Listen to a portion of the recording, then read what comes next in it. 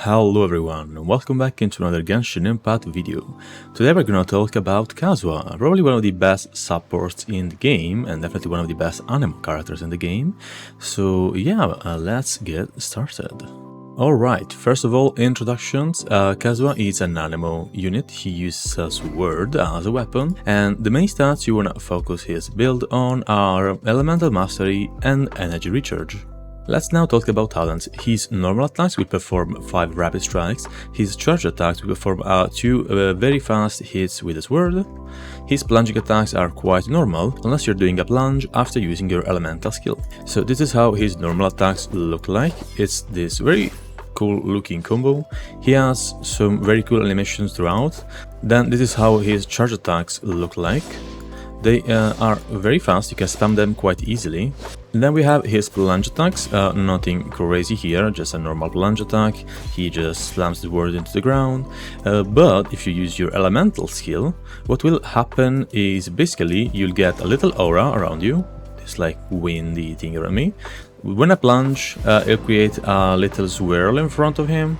He will also do this cool shooting animation, and that will pull in enemies and also resources. Talking about his elemental skill, this is the ability you will use to pull in enemies in, either by just pressing the ability, that will create a small AoE around you, and also by plunging, that will also absorb enemies inside this little vortex, or you can hold the ability to have a bigger AoE around you. And of course this is easily his best ability, definitely because he has a very low cooldown. You can pull in enemies 2 ways. It can also swirl multiple things, because that's what Kazuha is good for. He can swirl multiple elements. You can start by, for example, swirling Pyro and then finishing by swirling Hydro on another side of the map, or vice versa. You can use his elemental skill while in midair to gain some height. That's really useful in exploration, for example, because you can glide for a longer distance usually, and maybe reach other places. Like if you want to get on top of this ballista here, just press E, get there. It's really useful for that. He is definitely a very good character for exploration. These are going to be the stats for the elemental skill. Pressing the skill will deal 226% of your damage. That's at talent level 9. The cooldown will be 6 seconds, but whenever you hold it, the skill damage will increase by actually a lot, and also the cooldown will increase by 3 seconds. Moving on to his elemental burst, it's basically a huge AoE that's created around Kazuha. Whenever he casts it, it lasts for 8 seconds, the cooldown is only 15 seconds, and whenever you cast it, it deals 472% damage, that is animal damage. Then it will deal a dot of 260% of your damage, plus an additional elemental damage based on whatever element you absorb into it. The energy cost is also quite low, only being 60, so it's kinda easy to recharge, and this is how his elemental burst looks like. You use it, does the animation, and it will create this huge AoE around Kazuha. It is quite a big AoE, so it's easy to catch all the enemies around you. Moving on to passive talents, we have Summon's Workmanship. This will allow you to deal 200% attack of the absorbed element you swirl whenever you use your elemental skill, and you will deal that amount of damage after you plunge with Kazuha.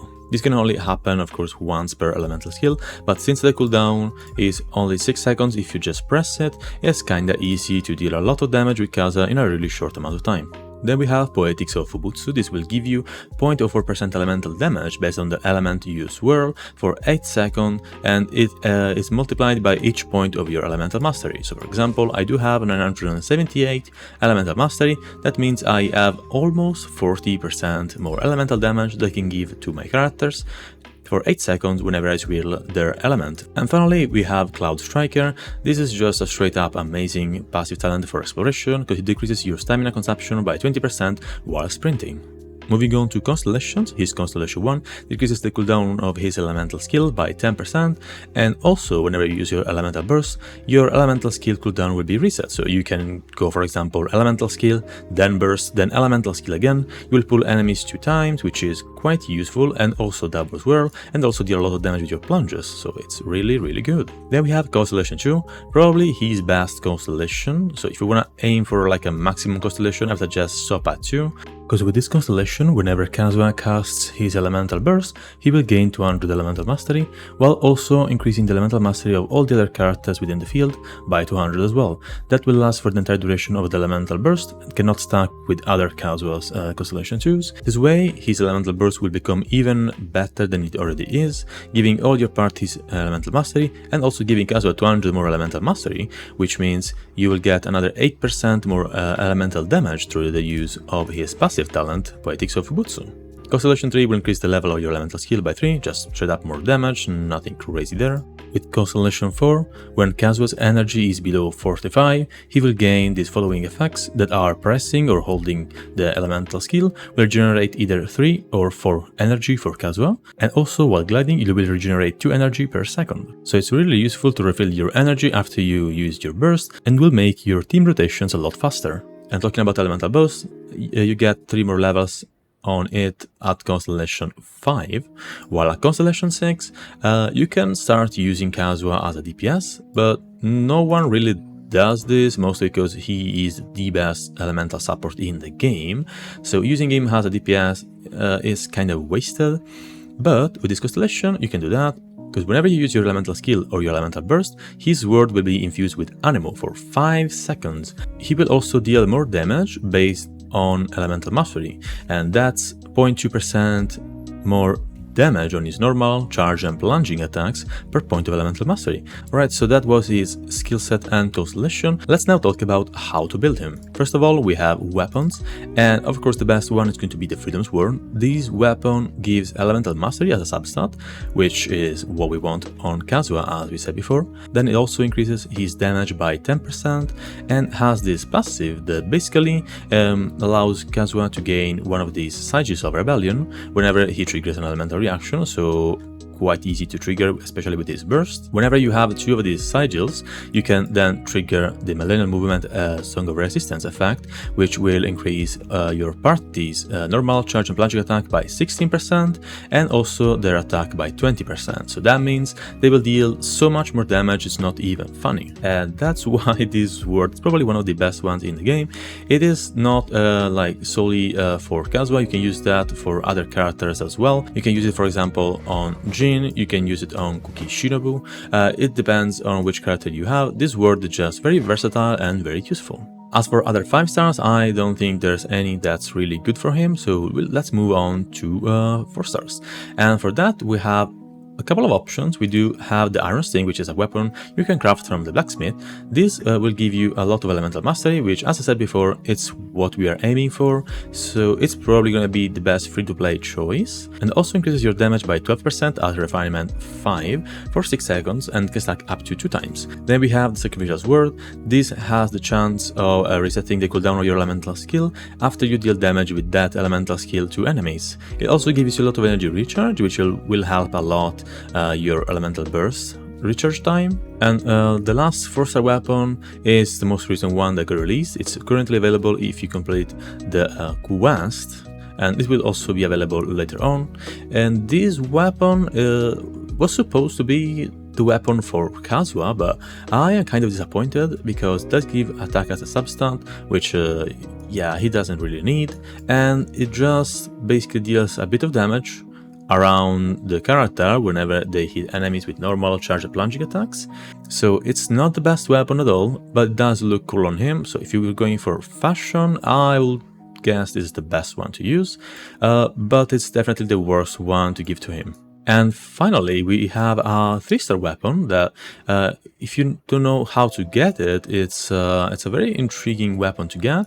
And this will basically increase your elemental mastery also by a lot. So if you don't want to use resources on the Iron Sting for some reasons, you could go for this one, which you can get from an NPC in Liyue. And this will increase your elemental mastery by a bit. So these are my weapons recommendations, and let's now move on to artifacts. And there's only one set you can really use on him, which is going to be the Viridescent Vernier, and you can also kind of use Noblesse, but I do suggest you just stick to Viridescent Vernier because it's just the best set in the game for an Anemo support. As for stats, you just want to focus on Elemental Mastery and Energy Recharge. You have to increase those as much as possible, so that's what you're aiming for. Try to get at least Elemental Mastery on each artifact. Whatever other stat doesn't really matter. And also you can get Elemental Mastery as a main stat on your Sands, your Goblet, and also your Circlet, so try and get those.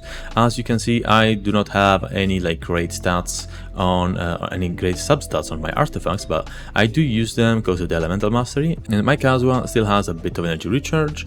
I will suggest you try to increase that to at least 130 if you can. But yeah, it doesn't really need anything else, so it's quite easy to build. Nothing much to say about that. Alright, so that's how you build Kazuha. Let's now move on to a showcase, and this time, since we're talking about a support, I'm going directly into the Abyss, because, well, Spiral Base has very tough enemies, and you'll see how much he increases the damage of my DPS there, thanks to his swirl reactions. Before going, I also want to mention that Kazuha has a very unique kind of way to swirl elements, and that is he has a priority, and he also can swirl multiple elements at the same time. So yeah, that's a cool thing he does. Moving on to the showcase. Alright, here we are in floor 11 of the Abyss, and I'm going to pick up, let's say Energy Recharge. Doesn't affect my damage by a lot, so let's take that one. I'm using Yamiko as my test subject because she does deal a set amount of damage with her elemental skill, so I can buff her damage through the use of Kazuha's Whirl quite easily and without screwing up the results in other ways. So let's get started. So I'm going to use all my skills. Let's see how much damage they're dealing. They're dealing 14,000 damage, which is actually a lot. So let's clear this cryo, Limes, because of course you cannot swirl Electro onto them, which is a problem. Okay, now we have some Spectres. I can test the swirly thingy here. I'll try and swirl Electro, and now she is dealing, she's dealing 18,000 damage, 19,000 damage with all the elemental skills stacked up. Let's try again.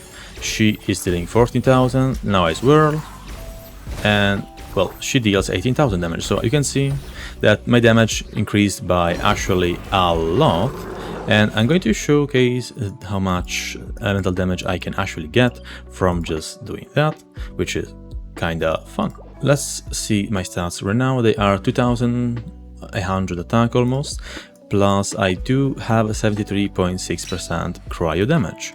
So I will also get a bit of cryo damage whenever I do this. So my base stats are going to be 91% cryo damage and the same attack. I will swirl now cryo, and my elemental damage went up by 40% almost, more elemental damage. So you can see that now I have 130% cryo damage. Let's see how much damage my skill does. It did 44,000 damage. Let's now wait for my cooldown to run out.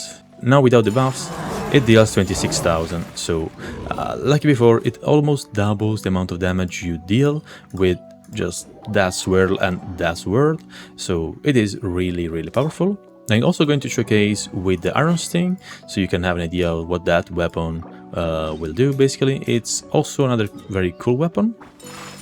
And she did 41,000 damage, so you can see that the difference is not that big of a deal. I still get 129% elemental damage instead of 130, so literally a minimal amount of elemental damage is lost, but I do lose a bit of attack, so you have to consider that. As for my final showcase, I'll leave you to, well, these basically full Electro team plus Kazuha destroying the poor Juvie ship here. So yeah, I hope you guys enjoyed the video, and see you in the next one. Bye bye.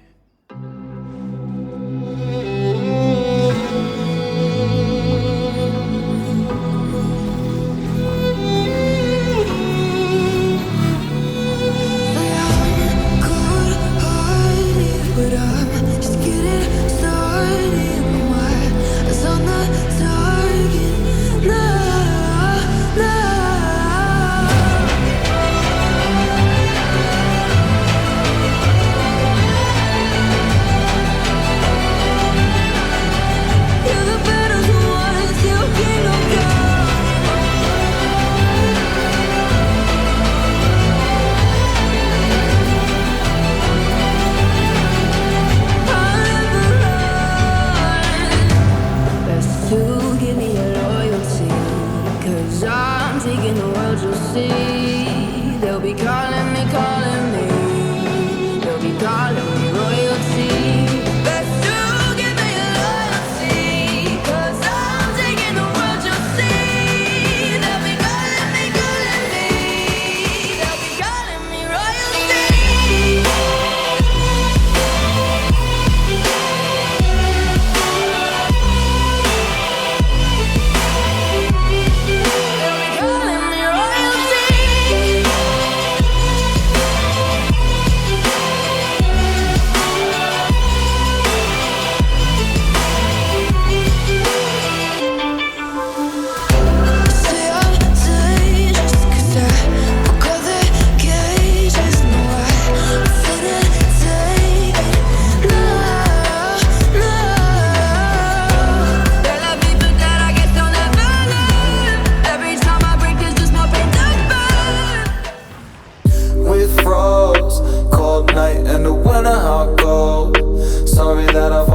Sometimes, sorry that I fall away sometimes.